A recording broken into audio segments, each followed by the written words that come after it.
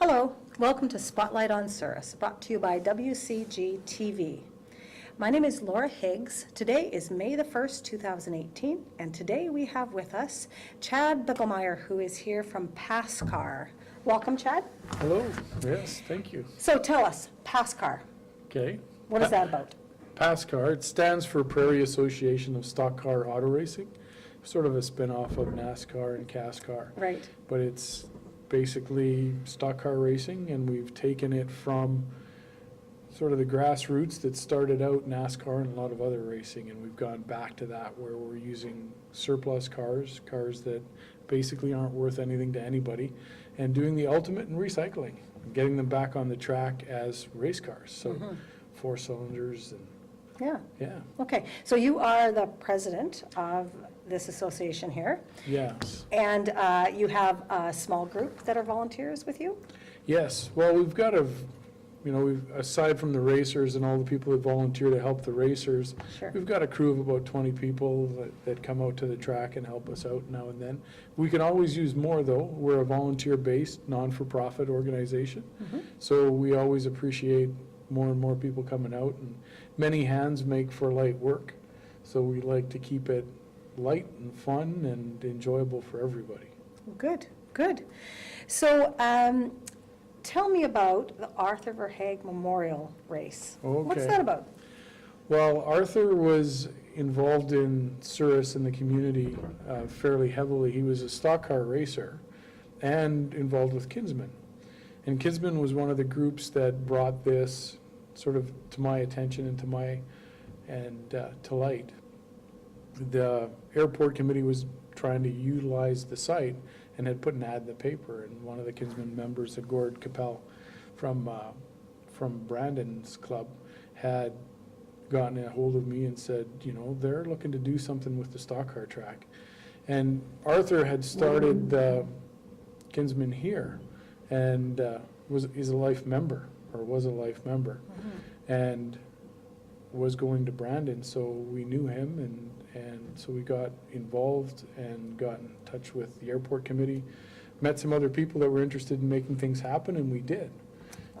And then Arthur lost his battle with cancer. He fought that very inspiringly for many years. In fact, just weeks before he passed, he was at the Samaritan House, part of a food donor program, and basically continued to give back to the community. And one of the things that we wanted to do was to sort of honor that community service and his memory by making our first race day the Arthur Hague Memorial Race Day. Oh, great, great. Sounds wonderful. When is that happening? That's on May 31st. So, May 31st, right around the corner. Yes. We have basically run through 6 months, from May to October, and we have one race day a year or a month. And there is a test and tune before that. It gives everybody a chance to make sure their cars are working good before they come out to the track for the first race day. Right, right. So Chad, tell us about the cars that are used at the stock car races. Okay, yeah, as I mentioned briefly, they're sort of surplus cars. Getting back to the days when stock car racing got started, these were cars that basically weren't put back on the road. So these are 4 cylinders. Our rules are they have to be 10 years old or older, and 4 cylinder. Other than that, they can be standard, automatic, 4-door, 2-door, whatever anybody really wants to bring. Right. Our big focus is safety. So the only other really important things is the safety. The cage, you got to have a roll cage, a racing seat, and driver protection, helmet and a fire suit. How are those regulated, those rules? We inspect the cars, but most of the equipment have tags on them. So helmets, for example, have Schnell rating, and then there is a European rating that we will honor too. Sure. So people need to check to be sure. Fire rated clothing have an SFI rating on them too. Okay. So we can easily just check the tag to be sure. Just like our electrical appliances that we buy and take home have a seal on them as well for Yeah. safety. And the cages, we dictate a certain size and thickness of pipe, so they have Okay. they have to meet those specifications. Okay, Yeah. well, that's good, that's good. But safety first, I mean, that's super important. Well, that's what's shut down a lot of racing and created a bit of a barrier for other racing. Insurance is our biggest bill, and that was because of accidents that happened. And it's not totally, I don't want anybody to get the illusion that it is totally safe. It's an adrenaline rush and there is danger there, but Yeah. we've done everything that you can reasonably do to manage the risk. And it's, And for people to still be able to do what they love to do, is participate in Exactly. that. yes. And it's one of the big things that continues to drive me is that it provides an outlet for people in an organized environment under rules with safety response available, where, you know, sometimes people have raced on the street and stuff like that, and that's not something that we want to see. So, Right, for sure. How does one get involved in the Pascar? okay. You can basically come out, we have a web page and a Facebook page that people can check in on. There's contact information there. They can call me. My number is 648-5554. That's 204-648-5554. And anything from racing to helping out in the pits or helping out on the grandstand side or in the tower, we are always looking for people that, you know, might be interested in flagging, might be interested in emergency response, or car counting, keeping score, announcing. And yeah, there's a wide variety of opportunities for anybody that wants to volunteer or get involved. Most of the racers would also welcome help in the pits, so there's opportunities there too. Yeah, absolutely. Okay. So what's happening in the media lately, and how has that helped Pascar? Well, we've had a lot of coverage from all sorts of media, radio coverage, and the newspaper's been good enough to put a lot of articles on the races and individuals. We had a mini documentary done, and it was shown through on the TV and the internet, so that's something that people could watch out for. And WGTV came out, and they recorded a couple of races and broadcast those. So that's really increased the awareness, and that's what we really want, is for people to know about what we're doing and to come out and get involved. And that you're there. Yes, For sure. definitely, most definitely. Okay. Yeah. So tell us about the races and the test and tunes. There's Okay. Yeah, the races, basically we try to put a 2-hour show together, and the first part of it is heats, where the racers basically have an order that's been picked. So we mix them up and they race each other basically most of the day.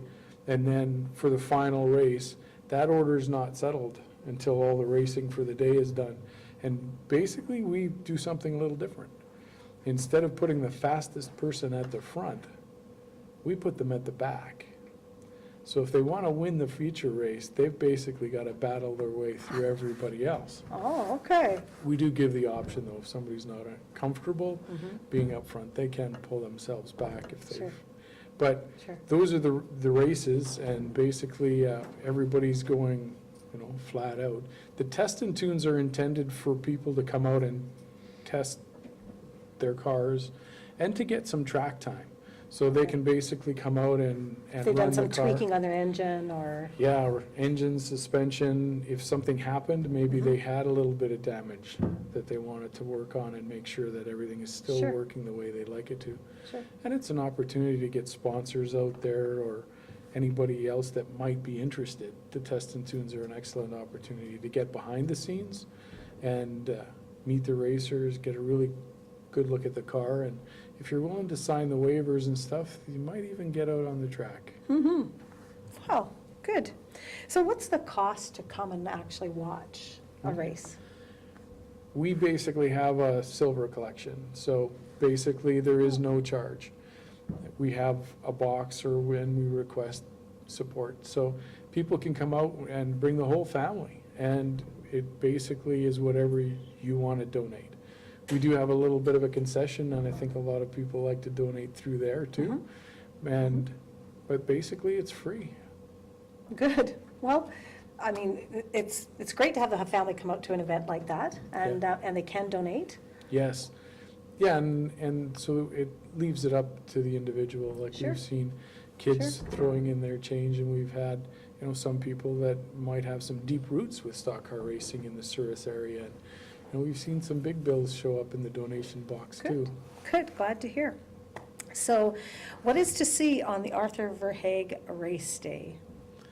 As we mentioned, we're basically going to have the heats and everybody come out, and hopefully we did have one of Arthur's sons race with us too, so he quite often will come out too, and so we'd like to maybe have him talk a little bit about his dad, and we'll get a few people to share their memories.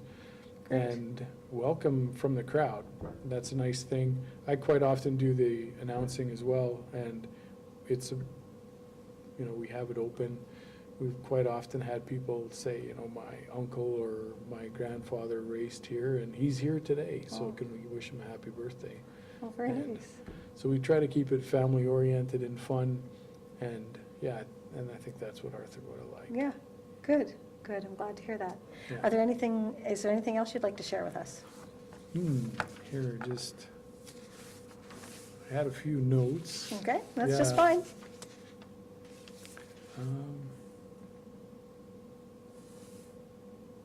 Well, basically, we've been running now for 4 years. So the first year was just a partial year sort of getting going, so we've had sort of 3 full years, and it's getting stronger and stronger. And we just like to encourage more people to come out and more people to get involved in all sorts of motorsports. I mean, we're one option. There are other options in the community, but I think it's a way to reach people that, maybe aren't being reached now, and it gets people out and involved and Good. keeps our streets safe. Yeah, absolutely. Good, thank you very much, Chad, for coming in. Can you repeat your phone number if people want to get a hold of you to help volunteer or to become involved in any other way? Sure, it's Chad Bickelmeyer at 204-648-5554, and our website is www.pascar.ca, so PASCAR.ca. .ca. And on Facebook, it's Pascar Manitoba. If you put in Pascar Manitoba, it should link you to our Facebook page. Great. Okay, thank you so much for coming in. Thanks. You're welcome. Spotlight on Souris is brought to you by volunteers of WCG TV. I would like to thank Sheila Kirkup, who is our producer, Lloyd Barkley, who is our cameraman. My name is Laura Higgs. Thank you so much for joining us.